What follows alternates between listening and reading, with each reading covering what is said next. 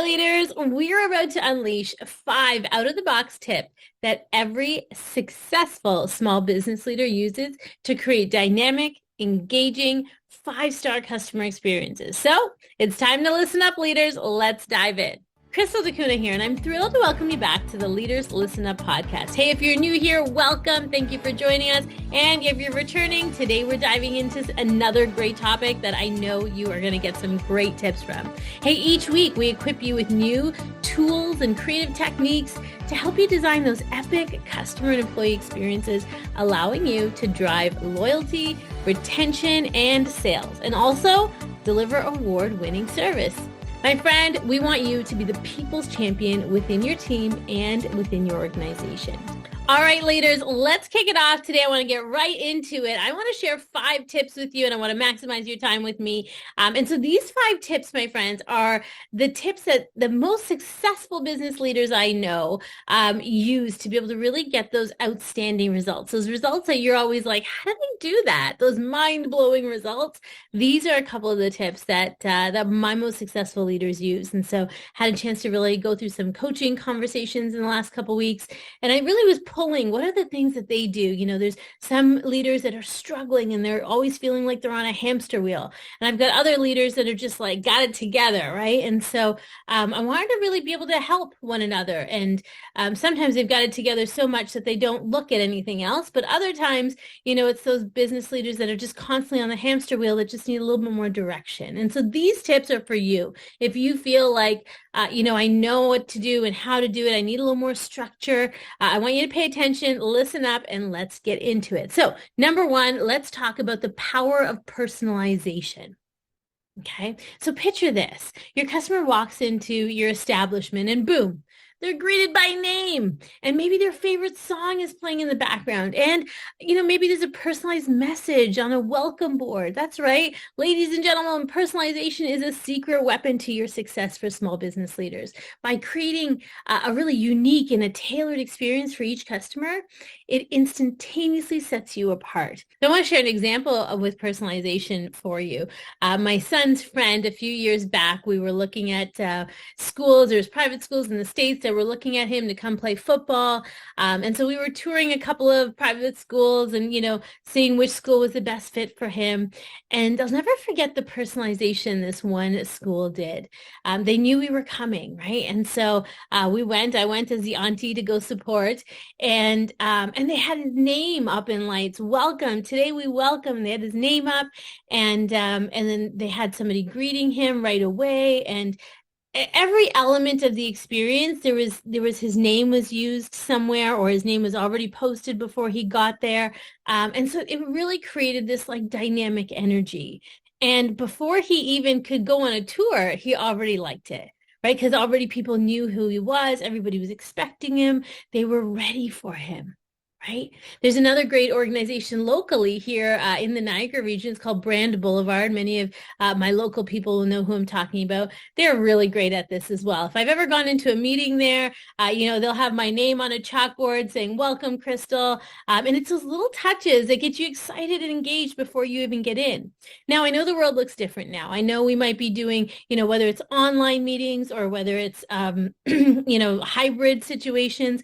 There are ways we can create some real customization and real personalization. And so give it some thought, my friends. Think outside of the box a little bit. Can you have a slide up right away as your guests are coming into the virtual room with a couple of candid pictures from the last couple of events? Can you use their name as much as possible if you're in the restaurant environment? How do we help your staff remember names, right? There's a couple of things that you can do to start practicing that name retention so that you're saying, welcome back. Even if you don't know their name, but you're saying, hey, welcome back. So nice to see you again. I'm Crystal, and you are? They'll tell you their name. Say, oh, I got it now. Right? Those little elements. A person's name, my friends, is the sweetest sound. That's just one aspect of personalization. If you start to remember their habits, if you start to remember some of the things that they like, you want to be able to make sure you're making note of these things. So even if the exact same person isn't always there, somebody else can help them. One of my friends was sharing, one of the leaders, actually, I've been working with this leader for several years, probably going on. She's actually one of my very first clients.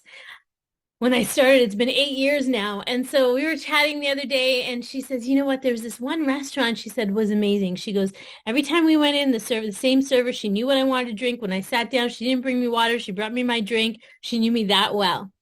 And she goes, and this day when we walked in, she was too busy. And so she said, she waved me down and she said hello. And she went and told another server what my drink was. And then she stopped by on the way and said, my friends, I'm super busy. I'm in a different section today, but the girl I've put to take care of you, she's going to be fantastic. She's going to take great care of you.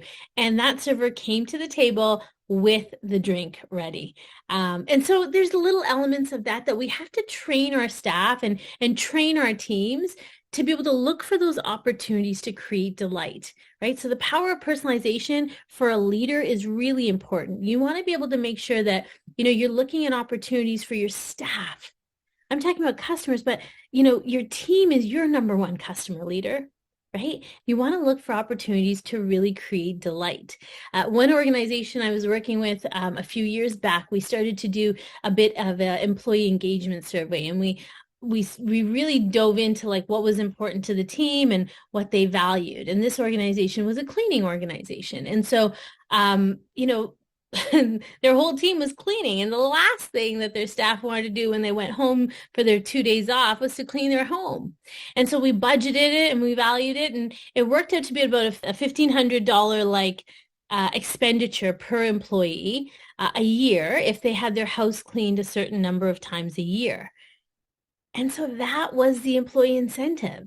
That was that extra $1,500 that organization paid per person to make sure they created a custom experience, a delightful experience for their employees. It was just part of the package, right? So I want you to think outside of the box, my friends. How can you personalize and customize an experience for your number one customer, which is your team? All right, let me share number 2 with you. Tip number 2 is about surprise and delight, right? So it's about making sure that you're creating those magic moments for your customers. Forget about those boring, predictable interactions. Again, remember, your number one customer, my friends, is your staff. So number 1, you want to be able to take care of them, but you also want to inspire them to take care of your customers. So successful business leaders know that adding an element of that surprise and delight is absolutely key to capturing hearts and minds, right? And so picture this, your customer is just about to leave and suddenly they receive an unexpected gift or maybe a personalized thank you note from you. Let me share with you a time where I received a really surprise and delightful experience. I actually went to this conference in Dallas, Texas, and I remember my friend and I went to a steakhouse, and it was called Del Fresco Steakhouse. And it was a lovely evening. We had the great meal, fantastic service. And the server really got to know us over the hour and a half, 2 hours we were there. And as she got to know us, I can't remember exactly how she got my address, like my mailing address. Must have been a comment card or something I filled out. But I remember when I got back to home 3 days later, there was a card in the mail for me. And the card, her name was Sally. I'll never forget it. I still have the card in my office somewhere. And she said, Crystal, it was such a pleasure meeting you. I hope next time you're in Dallas, you come and see me. Please always remember me. That must have been about 9 years ago now. And I completely always remember her. I've been back twice. I always ask for her. I never gotten her yet, but I do always ask for her. And so, it's those little things that create surprise and delight. So from that one visit, I have now gone back when I travel to that restaurant twice, right? And I've probably told this story about 100,000 times. So actually, there's another great personalized surprise and delight moment I want to share with you. There was a lady named Lori that I met at a conference a few years back. And, we probably had about 10 minutes to interact and engage and chat. We got to know each other. And I was telling her I was just starting the business. It had to be 8 years ago. I think it was like maybe 6 months into my business. And so we had a really great conversation, a really wonderful chat. And she was telling me all about Send Out Cards, which is the company she worked with. And so we exchanged information. I got home and I got a card in the mail. And so if you're watching this on YouTube, you can see I've got, this personalized card in the mail. And what was so beautiful about this card was that she actually took a picture from my Facebook page of my whole family. And inside she wrote, Crystal, thank you so much for learning about send out cards. I loved learning about your exciting journey that you are now on. I know your why and why you're doing this. Love, Lori. And I just thought, what a beautiful card. And then there was a brownie with it because we had talked about how much I love sweets. And so there's a little brownie with it as well. And so that was 8 years ago. Not only have I told the story, but I've done business with send out cards because it allows you to personalize and customize so much stuff. So create those surprise and delight moments, my friends. That's where magic really happens. Okay, my friends, let's move to tip number 3. This is about your competition. This is where your competition starts to really get a little fearful of you. The power of social media. Hey, we all know it's important, right? Gone are the days where we can have like that, oh, we got somebody in the company. Can they do our social media? My friends, that's not how it works anymore. We need somebody who is going to focus consistently on creating that digital brand for us, right? In this digital age, small business leaders that embrace the power of social media have just an outstanding, tremendous advantage over people. So let's get real, folks. We need to go beyond the basics of just that tactical, we need a website, we need an Instagram page, we need a Facebook page. We need to get really strategic.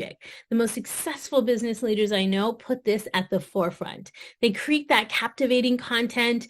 They run interactive content. They run contests. They do things that will embrace their customers, allow their customers to feel comfortable and confident to share feedback. They will ask their customers for feedback. And so what happens is they get really rich information. They get really rich voice of customer data or voice of employee data. So flipping the script, you as a leader, again, we want to make sure that you're creating those social connections for your team as well.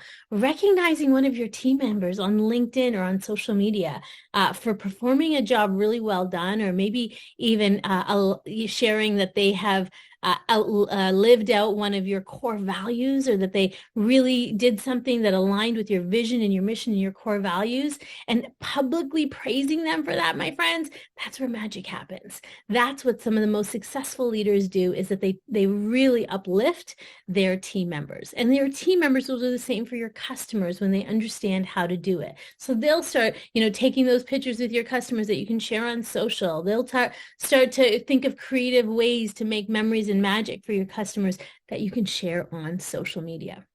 And so just make sure that you're really, as a leader in your organization, the importance of this, not just for, posting and to get new clients, but the importance of using it as a tool to recognize your team. Birthday celebrations are a great start, but I love to recognize the alignment with your core values, with your vision and your mission, because it keeps the rest of your team, continuously striving to get noticed, right? And they will get noticed. And if they do get noticed and recognized, and you share that about them, that's what people are going to really love. All right, let's dive into number 4. This is a game changer, my friends, and it is revolutionary. It will allow you to be able to change the game. Are you ready for it? Empower your team and give them autonomy.